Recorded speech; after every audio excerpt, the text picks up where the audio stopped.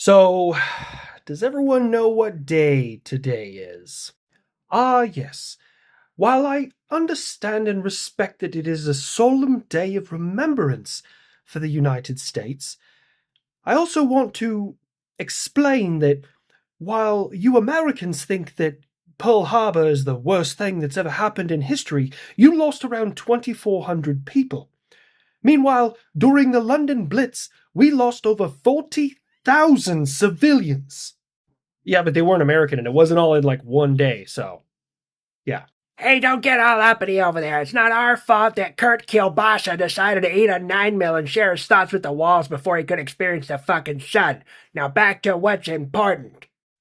While I love the German Kurt Cobain joke, Buff, I think kielbasa is Polish. While it is primarily associated with the Polish, which is also where it originated, there are varying different versions: German, Hungary. It's just Eastern European. So I would let Grandpa Buff have that one. Ha! Ah, the little computer that could. He's always got my back. All right, now get back to this story. This is one of my favorites. Now, a lot of people think that the whole beef between me and Japan started December 7th, 1941. Now, while that is when I did set the precedence that you do not touch my fucking boats, it started long before that. So I first need to take you back to the turn of the century. Who are you? And where do you get these giant metal ship from? We built them. It's called the Industrial Age. Coal and oil and all sorts of different things. You know what kind of things you can do in this world when you have the right amount of resources?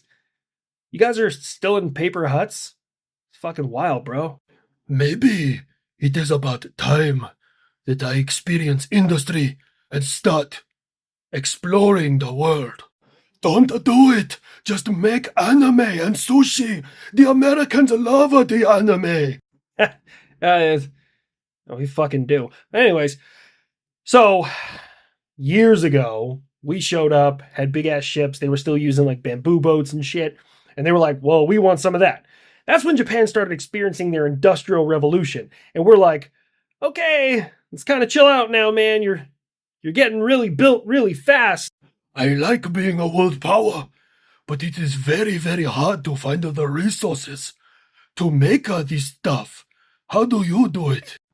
Well, if I'm going to be transparent, we first try and set up good trade deals with people. And by good, I mean they're good for us and not so good for them. Like we take a lot of the stuff that we have excess of and give it to them because it doesn't matter. And then we get the shit that we need. And if they say no, we usually just kind of invade them for security purposes. You got it. Manchuria, here I come. Yeah, so pretty much that's where me and Japan started having a beef. You see, because they were taking a whole bunch of resources and I still needed a whole bunch of resources. But unfortunately, right now, during this time in history, in 1931, when they invaded Manchuria, which is a province in northern China that had a shit ton of resources, I was also kind of dealing with like the Dust Bowl and the Great Depression and all sorts of bad shit. So I just kind of turned a blind eye. What's with the history lesson? I thought we were talking about what happened at Pearl Harbor and this is a day of remembrance. It is, but I'm also using this opportunity to speak about history and show people exactly how many parallels there are with what happened then and now. Look, America, I have taken Manchuria, and I now control all of these resources. Yeah, no, I didn't mean it like that, man. That's not gonna fly, homie. I do not recognize your regime over there. You should pull back, relax, and gradually build up. You know, I applaud you. I am taking what is rightfully mine for the Empire of Japan, and there is nothing you can do.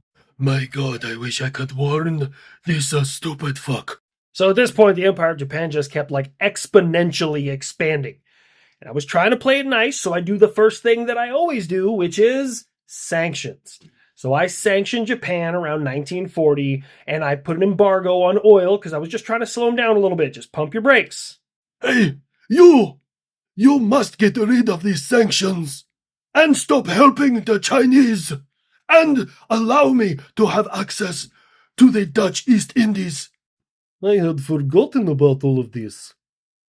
Does your playbook ever change? Sanctions and helping one side and trying to maintain order through background bullshit. That's how Dad did it. That's how we do it. And it's worked out pretty good so far. I try to be nice. I try to de-escalate. Motherfuckers don't want to listen. Oh, yeah, I absolutely agree. We should totally flip the script. Let's just do a preemptive strike. Who the fuck wants some? Now, wouldn't that be odd?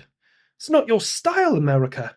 You never jump in first. You always wait for everybody else to waste their resources and jump in at the last possible second so that way you can wave your flag and feel like you're triumphant in every way. Things don't end when we join their beans on toast. Things end because we joined. So, long story short, I told Japan, no. I was like, I'm not lifting the sanctions. You're not getting access to this stuff. You need to chill the fuck out. And they were still doing atrocious things. Like the Japanese, they gave Canada a real run for their money. I wonder what percentage of a human is water. We shall investigate. Yeah, that's how we know how much of a human is water. The Japanese weighed them before and then turned them into people jerky and weighed them after. You know, I have about had it with America's shit. Oh no, do I have to relive this all over again? For weeks, there were sailors banging against the insides of capsized vessels that they couldn't escape from, slowly drowning to death. Yes, abso-fucking-lutely, you have to live through this again. But anyways, back to the story. So by this time, Japan had started to plan to attack Pearl Harbor in Hawaii.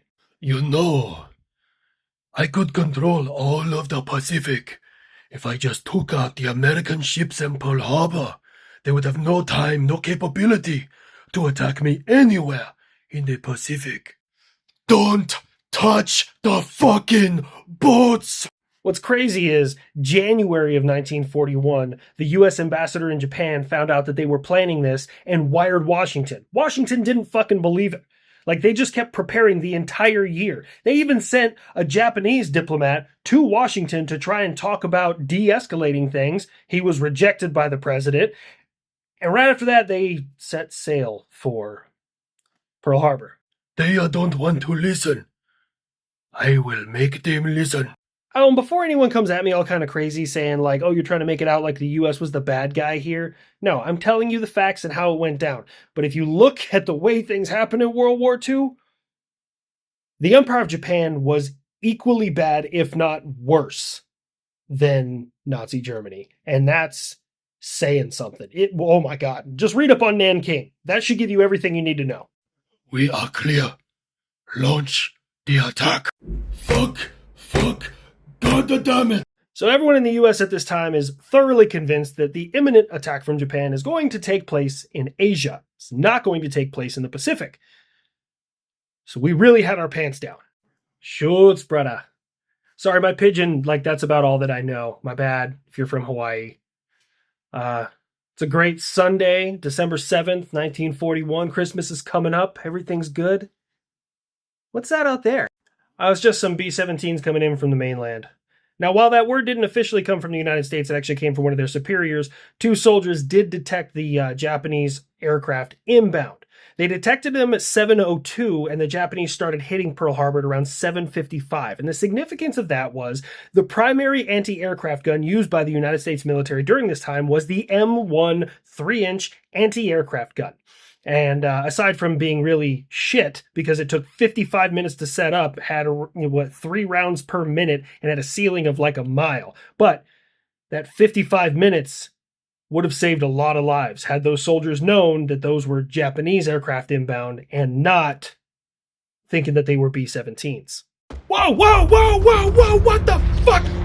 We are under attack! It is happening right now! Do not forget their carriers! What do you mean there are no carriers there? When all was said and done, after 2 hours and 20 minutes during the attack, around 2,400 people had lost their lives. Around another 1,200 were wounded.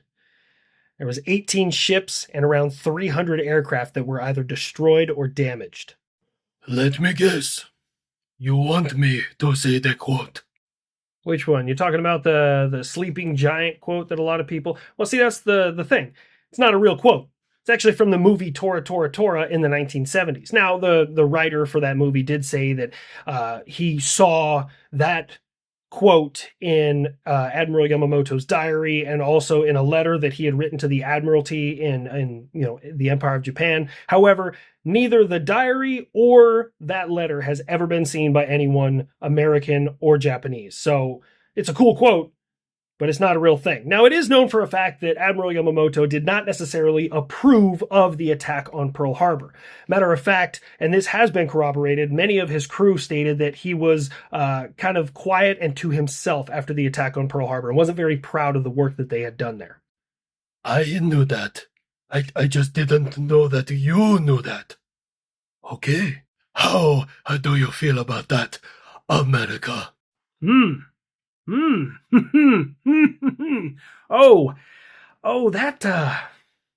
Wow. This is only the second time in history that someone's ever touched my boats, and I got to admit, there's something deep down inside me that really doesn't like that. Like that little voice inside you that tells you, hey, let bygones be bygones, do a measured response, be proportional. That's gone out the window. I want to scorch your entire country. I want to firebomb your main cities. I want to use experimental weaponry on your people so that I can study it for years to come. Oh man, I want to pour my Marines onto various islands where they're going to mow down your people with fully automatic weaponry. This stings. Not a fan. I'm going to fuck you up.